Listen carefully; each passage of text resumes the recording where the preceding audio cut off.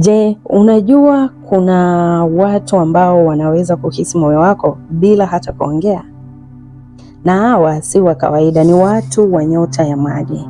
Leo nitakufundisha siri zao kubwa, tabia zao, kwa nini wanavutia sana. Baki hadi mwisho ujue ukweli wote. Nyota hizi ni Kaa, Nge pamoja na Samaki. Hawa ni watu ambao wanaongozwa na hisia, moyo na nguvu za kiroho. Hisia zao ni nzito sana. Watu wa maji wanahisi kila kitu kwa kina sana. Akikupenda anakupenda kweli kweli, na akiumia anaumia hadi moyoni.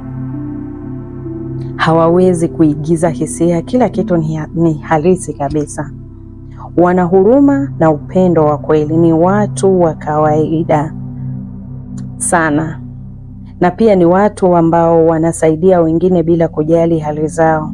Wanaweza hata kuteseka ili mradi watu wengine wawe sawa. Ndio maana mara nyingi wanakuwa washauri wazuri sana wa maisha. Wana akili ya ndani, yaani hisia kali sana. Watu wa maji wana uwezo wa kuhisi mambo kabla hajatokea. Unaweza kuwaficha kitu, lakini wao tayari wanajua. Hii ni nguvu yao ya kipekee sana. Wanaficha maumivu yao.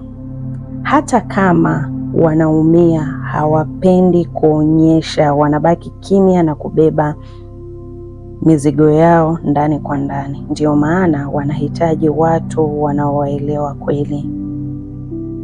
Ni watu wa asili na chaguzi.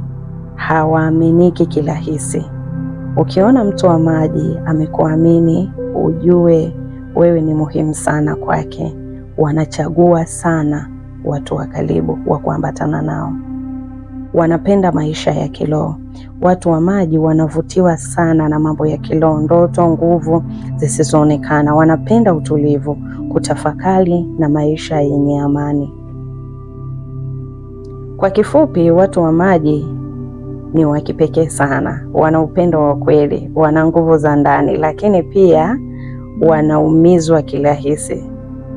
Sasa niambie kwenye komenti, wewe ni nyota gani? Je, ni Kaa, ni Nge ama ni Samaki au ni nyingine? Usisahau kulike, kushare na kusubscribe kwa mafunzo zaidi. Nyota na maisha ya kiroho.